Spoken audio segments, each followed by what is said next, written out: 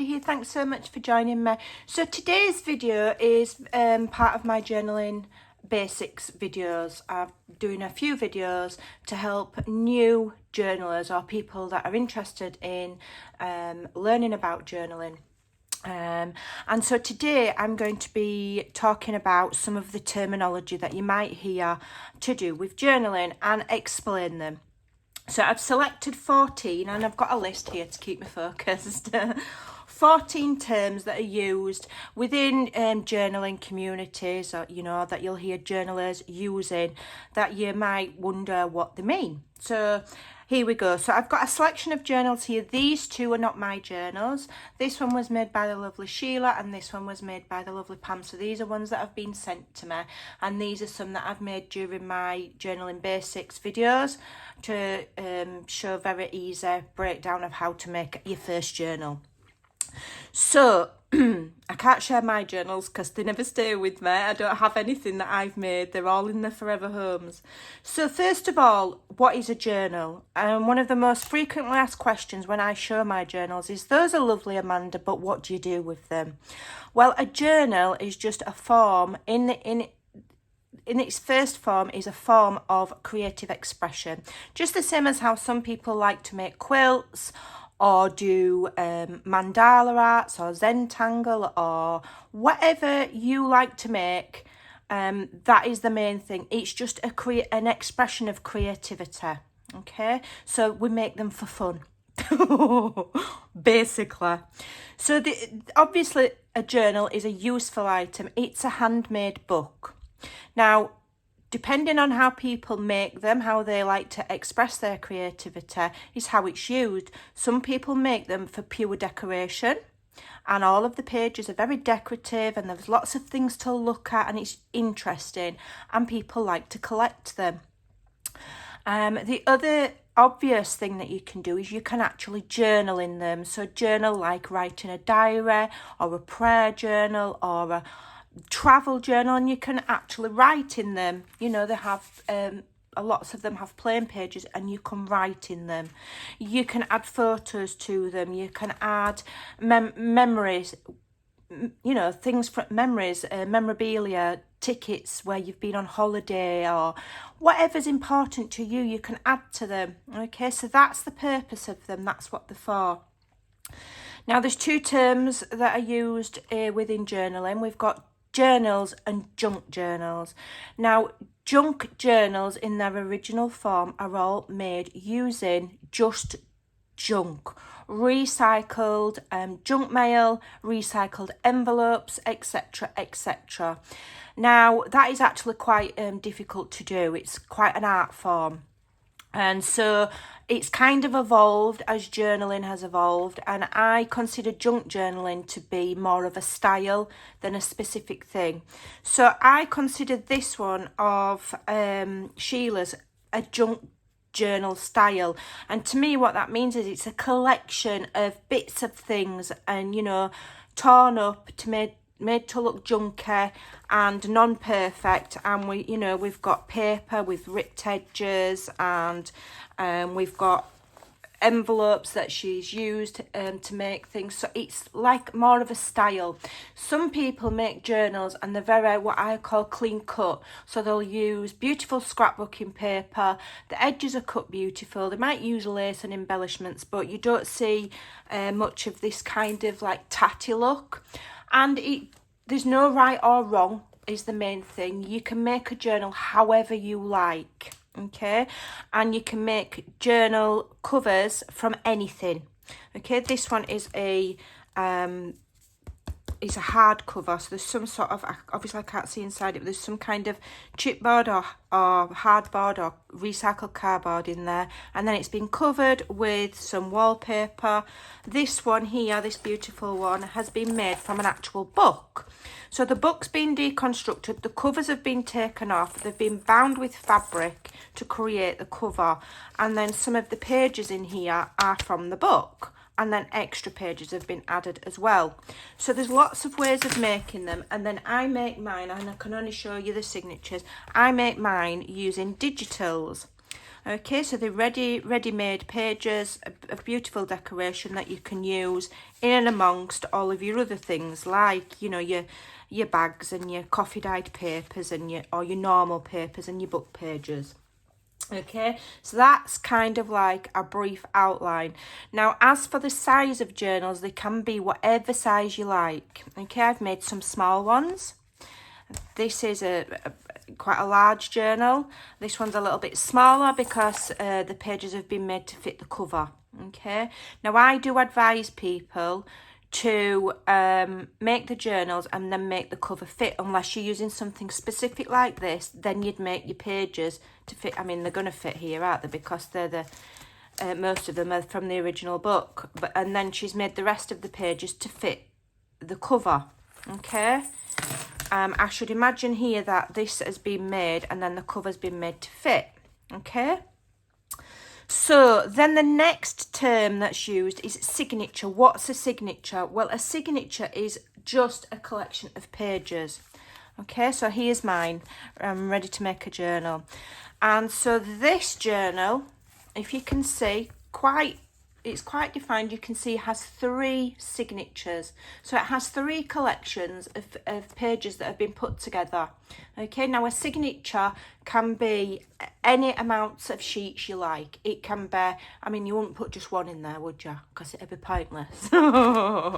Anything from, say, 6 pages upwards. Okay, and you can have as many as you like. And in a journal, you can have as many signatures as you like. You can have 1 signature, 2 signatures, 3, 4, 5, but obviously the more signatures you get, the wider your spine's going to be. So a signature is just a collection of pages, and typically, you know, you use whatever size paper you use in your country. So I use A4, so that is 1 sheet of A4, so that is 1 sheet.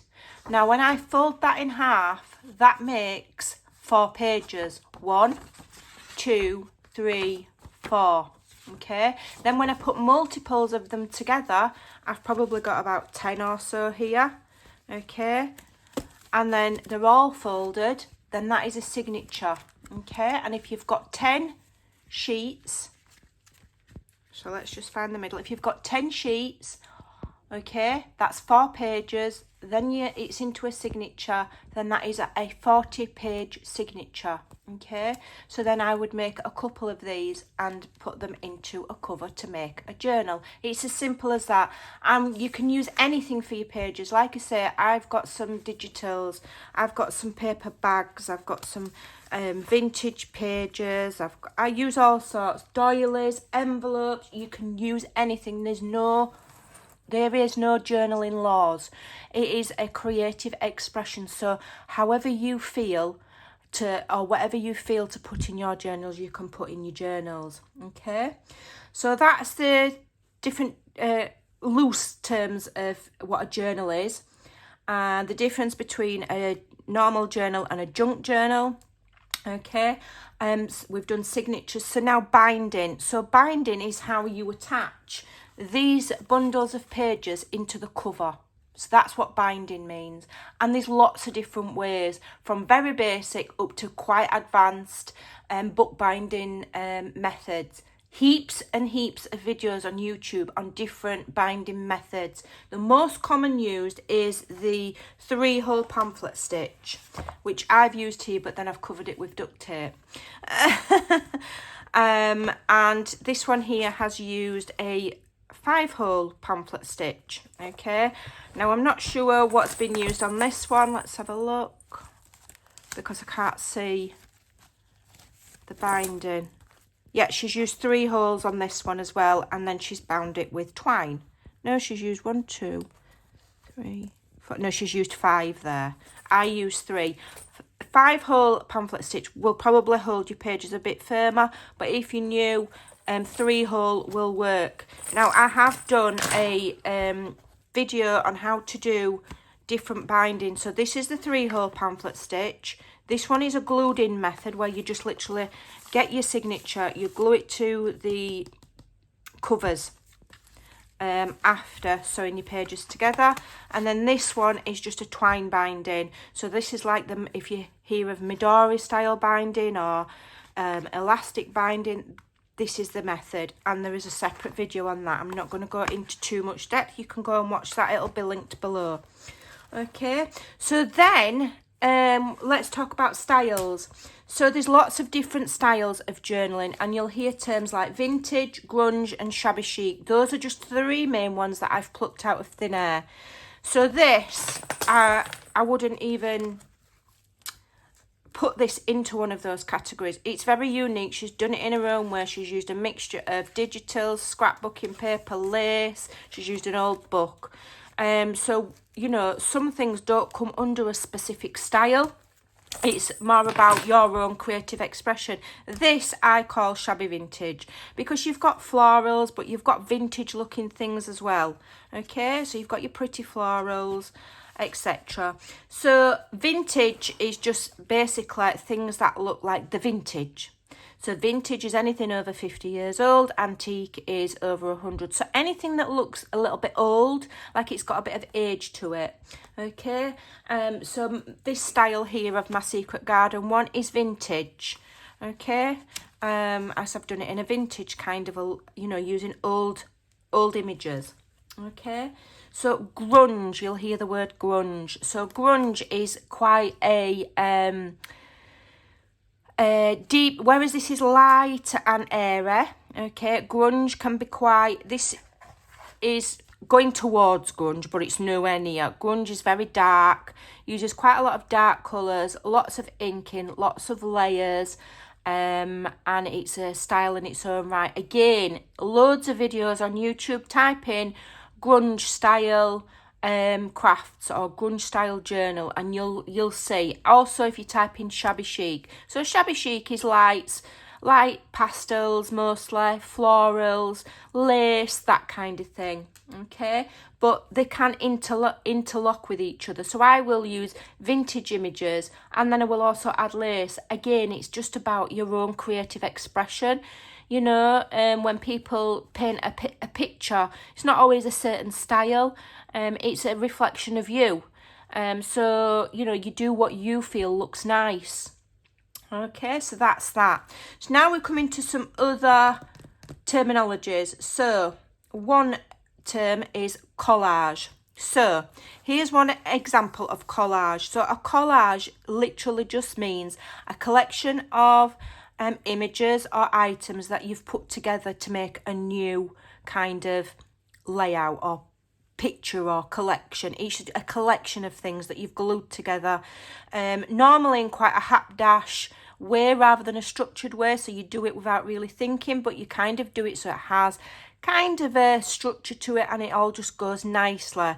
So on this bit of collage here, for example, we've got pastel colours. So you wouldn't then go stick on a bright red butterfly, because it wouldn't necessarily, you know, blend and match. So you get a collection of things that match, and that is a form of collage here. So we've got a background layer here, we've got some fabric, we've got some more, and they're all layered on top of each other and in different positions. So that is a piece of collage. Another way of collage is, and I'll show you a digital version. This is one of my digital collages. So it's the same thing. It's a collection of images that you feel go nicely together, that you put together in a hapdash way, layering one on top of the other, but so that you can see the other things at the same time. Okay?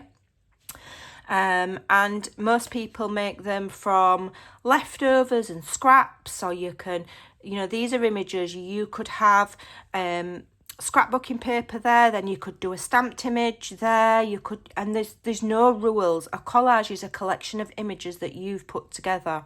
Okay, so decoupage. So decoupage is very similar. Okay, it's a collection of things, but typically people use thin items for decoupage, like napkins. I don't think I've got any examples of decoupage to show you. Like napkins or rice paper, or, you know, thin items which you can then layer over. If I had a napkin and I decoupaged it over that writing there, you would see the writing through it. Okay, and you use either watered down PVA glue or a mixed medium, and that's what decoupage means. Okay, that's the meaning of that. So it's very similar. You're just collaging really, but they just call it decoupage. Then we've got masterboards. Now, masterboards are, again, a form of collage. So here again, if all of these items were individual and I had a sheet of paper like that and I glued them all on, glued them all on, then I might seal them, I might stamp over them, I might do extra things to it. That would then be a masterboard. Most people make masterboards, again, from leftovers, scraps, book pages, leftover digitals, etc. But you can make them from what you want. So a masterboard and a collage are more or less the same thing, okay? Just a collage might be on a smaller scale on the front of your cover, or, you know, individually collaged onto a tag. A masterboard is a large size one. And typically what people do with masterboards is they make them and then they cut them up. So you'd cut them up into tags. So I'd layer that on there, I'd draw around it, and I'd cut this into tags. And that gets you a really random way of making tags, which just adds more interest. Okay, so the idea of collage, decoupage, masterboards is to get a collection of images in a random way, so that it just looks cool. And again, it's just a form of artistic expression. There's no right or wrong. Okay, and then we've got you hear the word Franken pages. So Franken pages, again, I don't know if we've got any here, are where you just literally get some pages or leftovers and scraps, and you'll make a page out of it.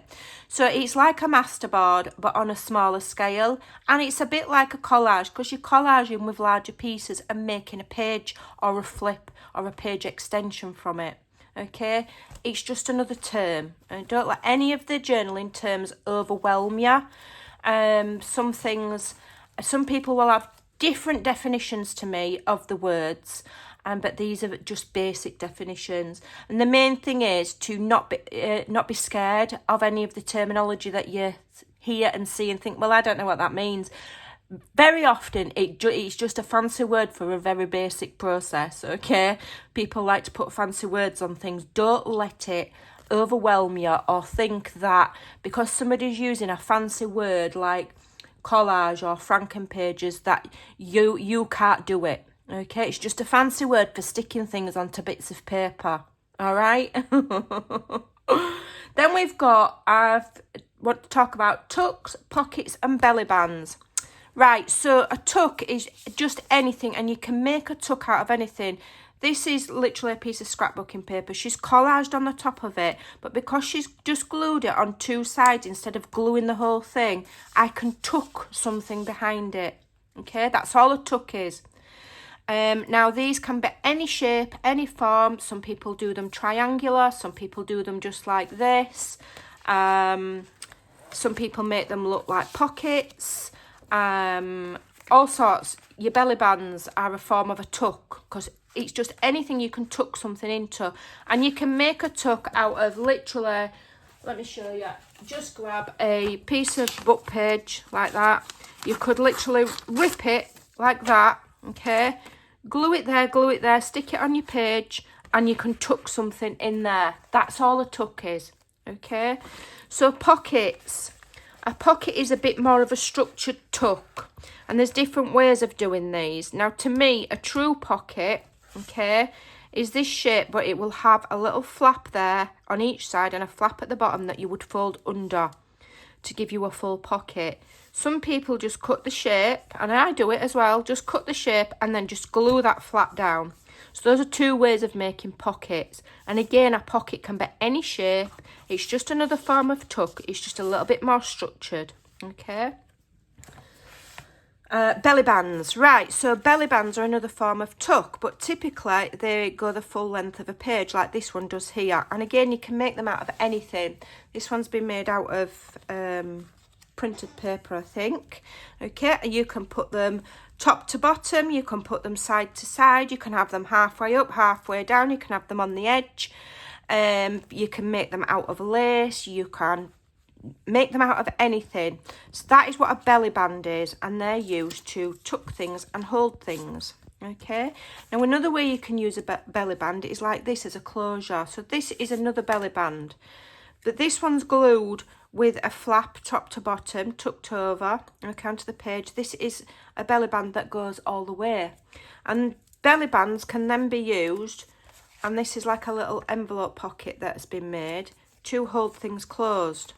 So there's two different ways of making a belly band, okay?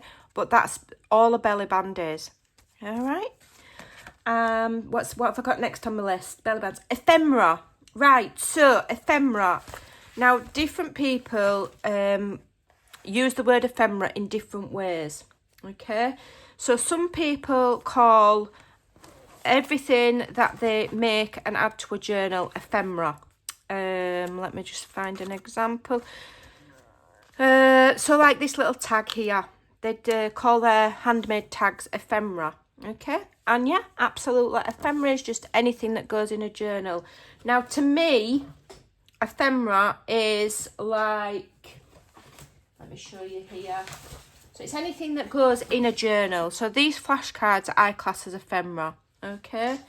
And then in here I've got heaps that I've already done. I've got photographs, I've got little pictures, and then I've got things like letters and invoices and things like that. They are all ephemera, and what you'd normally, ephemera is used to slip in pockets.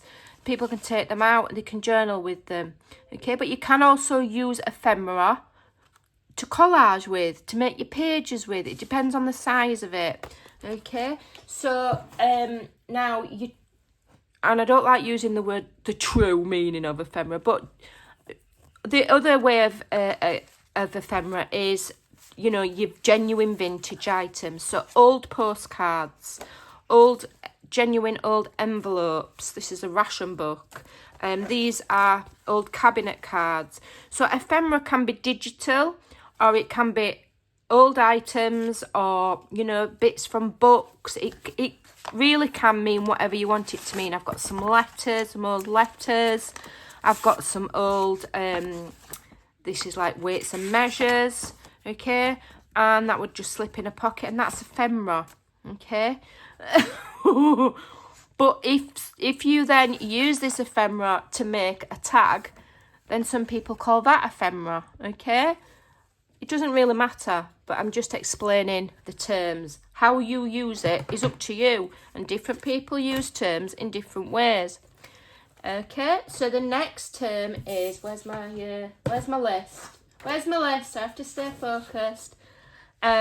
Embellishments. Right. So to me, an embellishment is something that you either make or buy to make something look pretty. You're embellishing. So this here is an embellishment, this beautiful dangle. It's been put on here to make this look pretty, okay? That's an embellishment. All right, this here, this little bit of plaited thread is an embellishment. It's been made to make that paperclip look pretty. That's an embellishment. Okay, the lace that's on the side, those are embellishments. Okay, what else have we got? Another example of an embellishment. Here we've got an embellishment on there. What else have we got? See how we've got the little butterfly that's been stuck on that envelope? To me, that's an embellishment. This little flower here that's been added. You know, it's little things that you make, and they can be stickers, you can stamp them, might be something that you've bought. They're all embellishments, okay? This little one here is another embellishment. And then we've got things like this, handmade. This is another form of embellishment. So this has been made to decorate the page. It's not a pocket. An embellishment is not always functional. It's just something to, another form of creative expression to make something look pretty and look nice, okay? Like here, this lace here, that's embellishment. This lace here, that's embellishment, okay? Stamping can be classed as embellishment. It's something that you're adding to add extra value and extra decoration to anything, okay? Clusters. Now, clusters is something I really like making. I don't get time to make them enough. So a cluster is just a selection of small items that you basically put together. So here's a cluster, because what we've got here is we've got some scrapbooking paper, On the top here are some, I don't know if they're stickers or fussy cut bits, and underneath we've got lace. So that has been made, that's a cluster. You could call it an embellishment as well. See what I mean? Things do, and meanings do overlap. But then that cluster has been stuck to there to make that look pretty. Okay, let me see if I can find another example of a cluster. Here's a great example of a cluster. Okay, so a cluster is just a collection of normally little tiny bits of things. So that often they're made from leftovers. That's the whole idea of journaling, is to, you know, make as much as you can from next to nothing, or of the junk journal style, as I call it. So here we've got some paper that's different kind of paper to the pocket. Literally some bits of ripped up paper that have been stamped on. And then you just glue, and we've got a bit of fabric under there, a bit of doily, and you're literally just gluing them together to make a small cluster. And then those clusters can be used as embellishments to make something look pretty. You can put them on pockets, you can add them to tags, you can add them to your collage. So that is what a cluster is, okay? And it can be anything. It doesn't have to be exactly like this. It can be anything. It can be all fabric. It can be all paper. It can be a mixture. But it's a small collection of small items clustered together. Okay. And then the last one that I'm going to talk about today, because I'm not going through every single journaling definition that there is, because there are heaps. And the main thing that I want to explain here is, don't worry about definitions. Just get creative, and, you know, don't worry about what things are called. It doesn't matter. Let me tell you, it doesn't matter.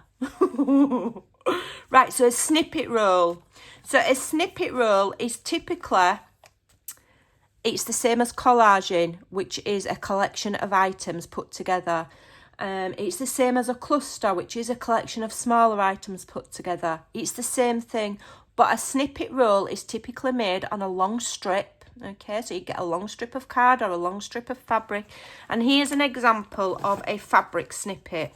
So what Sheila's done here is she's got herself a long piece of fabric, or you can just put it on sticky tape or anything. It doesn't matter. And she's got leftovers of her lace and fabric, and she has added them to the strip, and that will have, she'll probably done a long length at once. Okay, and then what you do is you'll cut it up into sections as you want to use it. So she's cut a section up here to line the entire edge of a page. You could cut it smaller and add that to a cluster. They're all interlocking words, and they're all interlocking kind of techniques. So yeah, now a snippet roll can be made out of, now the term snippet just means a small item. Quite frequently they tend to have fabric or lace in them, but you can make them just out of paper. I've made them just out of paper and just used little bits of leftover paper, and then added some butterflies on, and then sewn down it, make a big massive strip at once. They're typically in strips, snippet rolls, and then you just cut, as I say, you cut it to size. Okay, so we've talked about journals, why we make them, what they are, the difference between what a junk journal is. To me, I call it a style rather than a specific thing these days, because I think journaling's evolved. That's not to disrespect the original junk journalers, and that's just my opinion. We've talked about a signature being a collection of pages. We've talked about how binding is just simply how you add those signatures to your journal. Vintage, grunge and shabby chic were defined as 3 different styles. Look them up. If you're not sure what styles are, type those words in. Type them into Pinterest, type them into YouTube, and just have a look at the different styles, okay? My style fits within 2, vintage and shabby chic. So, you know, style's fluid, isn't it? Because when we're creating, it's whatever you want it to be. We've talked about decoupage, collage, decoupage, masterboard, Franken pages. They're all variations on a theme. They're just different terminologies for more or less the same thing. Okay, tucks, pockets and belly bands. We've talked about that. Again, they can be whatever you want them to be. Ephemera and embellishments, cluster rules, snippet rules. Again, you know, some people might say that a snippet rule is a form of embellishment. They might also say it's a form of ephemera. Okay? So the main thing is, I've explained some of the basic interpretations of these terminologies, but the key to any creative thing is to don't bog yourself down with terminologies. Just get creating. Don't worry about styles, don't worry about anything. Just all you need is the basics of what a signature is, which is a collection of pages, a few different ways to make a journal cover. I've shown you some very basic ones. This one's been made out of a book. You know, this one's a hardcover. I'm going to be doing a tutorial on that. There's loads of ways of making. You might come up with your own way of making them. Okay. And then the binding. Again, I do have a video on 3 of very, very basic ones. All right. And you can search YouTube for the 5-hole pamphlet stitch. I use 3. There's so many videos out there. But just remember, journaling is all about having fun. Okay, some people are really awesome at it. They make the most stunning, beautiful journals. I'm kind of mediocre. These are beautiful. They're both very, very different, but they're both journals. Okay, no 2 journals will be the same. So my last leaving comment is, don't ever compare your work to anybody else's. There is no fixed rule. There's no journaling law. It's all just about being creative, having fun, and seeing what you come up with. Get your pages together and do whatever you want with them. Have some fun. I hope some of that helps. Take care, and I'll see you again very soon. Bye for now.